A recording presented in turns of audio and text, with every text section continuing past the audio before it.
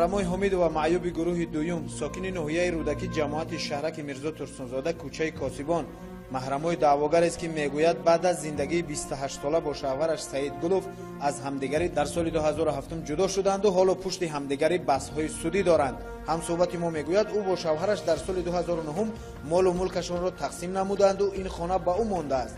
ولی بعد گذشتن چندین سالها سابق همسرش دعوای تقسیم نمودن خانه را کرده است که سود عالی در دو زینه محرمای حمید را صاحب ملک اعتراف کرده است. ولی با وجود این سعید گلوف حالا یک قسم این خانه را طریق حلنامه سود ناحیه رودکی مال خود میداند. روزی که برای ثبت برنامه به نشان دعواگر رفتیم سابق همسرش نیز در آنجا حضور داشت و به کشت و کار مشغول بود و زیاد سرکار به نظر می رسید. میشه شما کار نکنید بسین صحبت می‌کنید. من جون شروع ساعت خودش قطعی صحبت کردم. در حقیقت بعد که در دو مرحله سودی عالی در این منزل محرمای حمید و صاحب ملک اعتراف کرده است، سودی ناحیه رودکی در یک حلنامه خود سعید گلوف را نصف این منزل و زمین را به او داده است. سعید گلوف هم در این منزل خود را صاحب ملک می‌داند. هرچند به دعوای خودش او خانه‌های استقامتی زیاد داشته است. او حالا با سابق همسرش که از وی دو فرزند دارد بحث‌های بی‌آخر سودی دارند. در وقت ثبت برنامه آنها یکدیگر را گناهکار می‌دانستند. بعداً وقتی که شما مثلا با اولادتون جدا شدین درست است که مثلا شما با خونه دو خونه دیگر و ماشین چیزهای دیگر داشتید؟ من 15 خونه دارم. وقتی تقسیم کردم به شما رسیدن؟ من 15 خونه دیگه دارم. با خونه دیگه؟ با شهر خونه دارم. با روغون خونه دارم. همون آورده سابق دادین. نه خب وقتی که تقسیم میشه اصلا باید برابر تقسیم شه. تقسیم چیزی که در اساس قانون بود سود هم را تقسیم کرد. مثلا شما ببینید خیلی سود تقسیم کردن ببینید شما مثلا این قدر سال با همسرتون زندگی کردین خودتون تاسف نمیکنین که صد حیف که من همین قسال همین قطعی زندگی کردم. نه ما گپ دیگه این دوز بود خلاب بود خیانت کار بود. ما چی خیانت کردم در حقی مردم؟ ما چی یگون نامردی کردم؟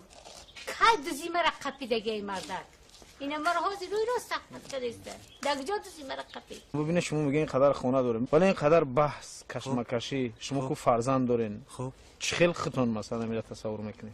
چه خیلی تصور همون یک پدر بگیریم همچو پدر فرزنده ای رودم سر کدگی در بین مادرش بود سرکت پوشوند خوروند لیسیوی خوب در تحصیل کردن دیپلمای سرخطی تمام کردن جای کار بردم موندم با چی کار کنم من؟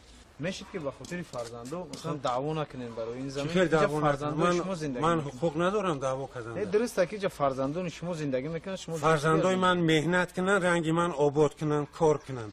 دعواگر محرمای حمید و که زیاد خسته و بیمار به نظر می رسید میگفت در طول زندگی بارها همسرش او را لط و کوب می نموده است. حتی به گفته او بعد یعنی که از همسرش جدا شده است بعدا نیز او را چندین مرتبه لط و کوب نموده است و آنها را در این منزل روز خوش برای استقامت نمی دهد. مرا قزدگی که یک ما پیش نگرفتم که دکمنت سود بازی کی نکردم بعد یک جدا شوی ما وقتی شما لط و کوب کردن شما از بالاش مراجعت کردید؟ کردیم بچم کردیم 2 سال اصلاح نشدم نه نمیه با مرا غم میکنم اینجا مرا لط و کوب میکنم مرا غم میکنم حقارتای وجود میکنم و که من هیچی نمونده دیگه بچم ولی فرقم دارم. یعنی از اونه که دعوی شما را هیچ گوش نکرد شما مجبور شده به تلویزیون بروید؟ آیا خانه نمیبروی برم باید که خانه نداره حق نداره خیلی غمم نتیه خیلی برم دور خانه و در زن زندگی برای زندگی شبینه بچم چی من خواهش دارم شما که برای قد زن زندگی کنه زندگی خچه بینه و ما زندگی خمانه بینیم ما یک بهبودی کنیم یک پیشروی کنیم و اینه بینیم رنگی مرخانه زندگی داریم. سعید گلوف باشد دعوا داشت که او نیز در این منزل با دعواگر حق برابر دارد و این حقوق را با او دادگاه داده است و اگر کسی دعوا دارد که او در این منزل حق ندارد پس به دادگاه ناحیه رودکی مراجعت کند. حجت است حجت را من در سود همش پیشنهاد کردم رفته بینید سنجید. همزمان سعید گلوف ادعا میکرد که هیچگاه به سر همسرش دست نبرداشته است. لط و کوب شام کردگین میگه کی لط و کوب کرد؟ حمید و محرموی خب درست این دعواش این حمید و محرموی خودش چند کس لط و کوب کرده منم کارت قطعی زدگیه قطعی مقطره ندارم بچه مقطره متاسفانه با ما میسر نشد نظر دادگاه ناحیه رودکی را نسبت این حلنامه بگیریم.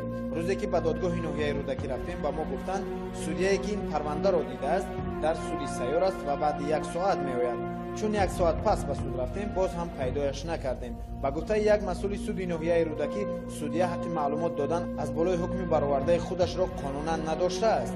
بالاتر از این شاید وقتی آن است که پیش از برآوردن حلنامه‌های سودی مسئولین و حقوقشناسان کمی اندیشه کنند که عائله‌هایی که یکدیگر را چشم دیدن ندارند و به این سبب از همدیگر جدا شدند پس چگونه میتوانند آینده در یک منزل روبروی همدیگر زندگانی نمایند و آیا واقعا هم مسکون نمودن چنین نفران در یک خانه تا چه اندازه با آداب و خواسته‌های شرقی و تاجیکان سازگار است؟ نام شما چیه نام زاقبک برای ما نیز عجیب بود که نام و نسب گروه ایجادی ما را سعید گلوف با کدام مقصد نوشته گیرید. اکنون انتظار میشویم که چه کسی به سراغ ما میآید، چون گمان میکنم نام و نسب ما را بیهوده نامنویس نکردند.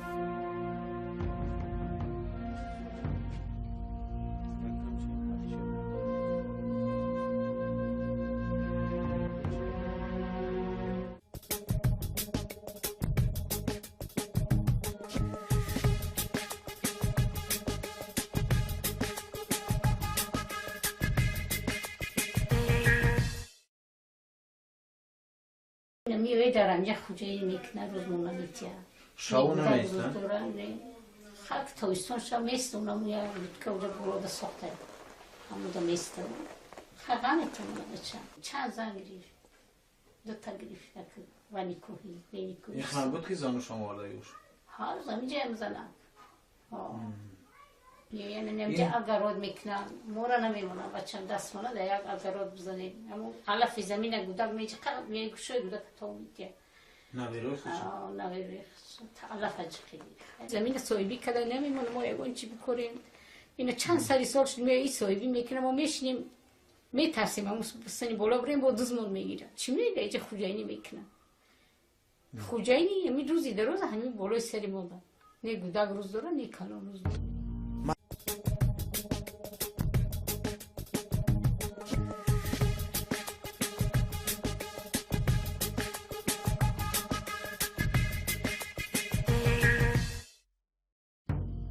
یکی از مشکلی‌های اصلی که در کشور ما در چند سال اخیر رو به بالا روی دارد این بیکار شدن نکاح‌های عائله‌ها میباشد.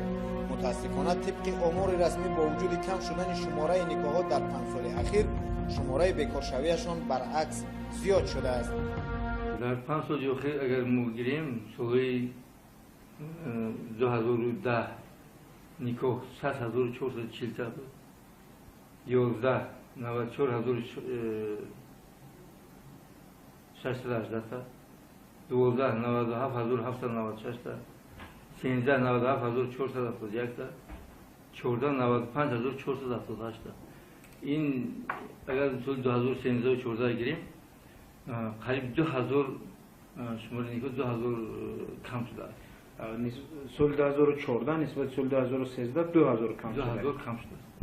طلاق خود چگونه است؟ روند یعنی در 5 سال اخیر روند طلاق؟ اگر روند طلاق ها گیریم در 5 سال اخیر 2010 6125 تا 2011 6797 تا 2012 7608 تا 2013 8194 تا 2015 9130 تا هر هم محصولات زیاد شوی دیده میشه. هرچند تا حال کارشناسان و تحلیلگران از جداشوی عائله‌های جوان اظهار نگرانی میکنند ولی به گفته مسئولین ریاست اسناد حالت شهروندی وزارت عدلیه جمهوری تاجیکستان شماره طلاق‌ها بین عائله‌های کلانسال نیز به حد نگران کننده بالا رفته است. روند مثلا به او حدی هست که تشویش آور است یا که بیشتر عائله‌های جوان جدا میشه؟ البته تشویش شده است. روند عائله‌های کلان هم است. برابر گیم خصوصا نمی‌کنیم. هری برابر است. کلانسولان اگر ما کلانسول از شنونده از سینی 30 ساله بالا گیریم همین جداشوی اونها هم به همون جوانان برابر شده میتونن. نباید که اویله‌های جوان امروز اویله‌های نیز در وقتی که با واسطه تحلیل عامل‌ها نشان میدن اویله‌های هستند که سابقه اویله‌داریشان تجربه اویله‌داریشان خیلی زیاد است ولی متاسفانه باعث ویرانشوی اویله‌ها شدن یعنی خودشان امروز به تربیت محتاج هستند. باعث تاسف است که بعضی اویله‌های تاجیک با وجود زندگانی یکجایی بسیار ساله‌شان از همدیگر جدا می‌شوند و صدها مشکلی را بالای خود و فرزندانشان می‌آورند. حتی اویله‌هایی هم هستند که بعد 20 سال زندگی از یکدیگر جدا شدند. چنین به نظر می‌رسد که مشکلی اویله‌هایی که سالها با همدیگر زندگانی دارند و جدا شدند از اویله‌های جوان جدا شده بیشتر بوده است. اندیشه کنند که اویله‌هایی که یکدیگر را چشم دیدن ندارند و به این سبب از همدیگر جدا شدند پس چگونه میتوانند آینده در یک منزل روبروی همدیگر زندگانی نمایند و آیا واقعا هم مسکون نمودن چنین نفران در یک خانه تا چه اندازه با آداب و خواسته های شرقی و تاجیکان سازگار است؟ نام شما چیه نام زاقبک. برای ما نیز عجیب بود که نام و نسب گروه ایجادی ما را سعید گلوف با کدام مقصد نوشته گرفت. اکنون انتظار میشویم که چه کسی به سراغ ما میآید چون گمان میکنم نام و نسب ما را بیهوده نامنویس نکردند.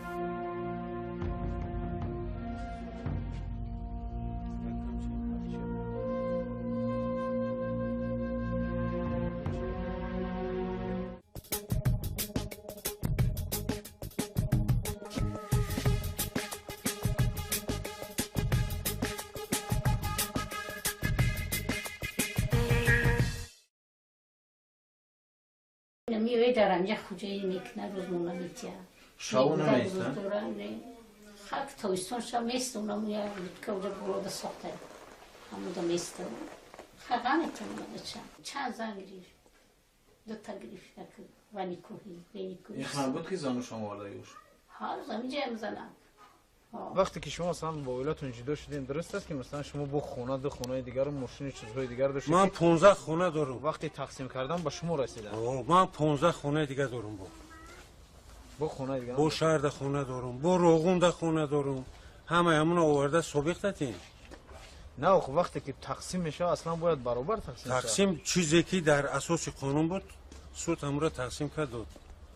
مثلا شما ببینید خیلی سود تقسیم کردن ببینید شما مثلا این قدر سال با همسرتون زندگی کردین خودتون تاسف نمیکنین که صد حیف که من همین قسال همین قطعی زندگی کردم. نه ما گپ دیگه این دوز بود، خلاب بود، خیانتکار بود. ما چی خیانت کردم در حقی مردم؟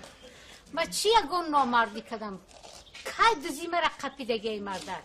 این مرا حاضر روی راست تحمت کرده در کجا دوزی مرا قپید؟ ببینید شما میگین این قدر خونه داریم ولی این قدر بحث کشمکشی شما کو فرزند دارین خب چه خیلی خودتون مثلا میره تصور میکنین؟ چه تصور همچون میکنین؟ پدر بگیریم همچون پدر فرزنده ای رودم سر کدگی در بین مادرش بود سرکت پوشوند خوروند لیسیوی خوب در تحصیل کردن دیپلمای سرخطی تمام کردن. برای قطع زن زندگی کنه زندگی خچه بینا ما زندگی خمانه بینیم ما یا بهبودی کنیم یا پیشروی کنیم اینا بینیم رنگی مرخانه زندگی داریم.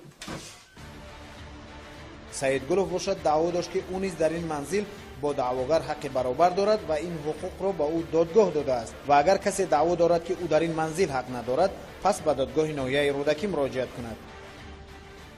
حجت است. حجت را من در سود همش پیشنهاد کردم رفته بینید سنجید.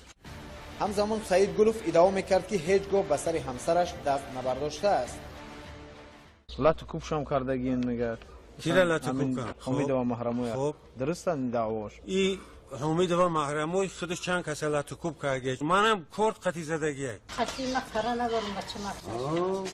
متاسفانه با ما میسر نشد نظر دادگاه ناحیه رودکی را نسبت این حلنامه بگیریم. روزی که به دادگاه ناحیه رودکی رفتیم با ما گفتند سودیایی که این پرونده را دیده است در سودی سیار است و بعد 1 ساعت میآید. چون 1 ساعت پس به سود رفتیم باز هم پیدایش نکردیم. با گفته یک مسئول سودی ناحیه رودکی سودیه حق معلومات دادن از بالای حکم برآورده خودش را قانونا نداشته است. بالاتر از این شاید وقتی آن است که پیش از برآوردن حلنامه‌های سودی مسئولین و حقوقشناسان کمی جای کارده بردم موندم با چیکار کنم من мешид ки ба хотири фарзандо مثلا даъво накунен барои ин замин. چی خیلی دعوا фарзандои шумо نکنم зиндагӣ من мекунанд. حقوق ندارم دعوا کردن درسته که جا فرزندان شما زندگی میکنن شما فرزندای من مهنت کنن رنگ من آباد کنن کار کنن даъвогар маҳрамои ҳомидова ки зиёд хаставу бемор ба назар мерасид мегуфт дар тӯли зиндагӣ борҳо ҳамсараш ӯро латукуб менамудааст.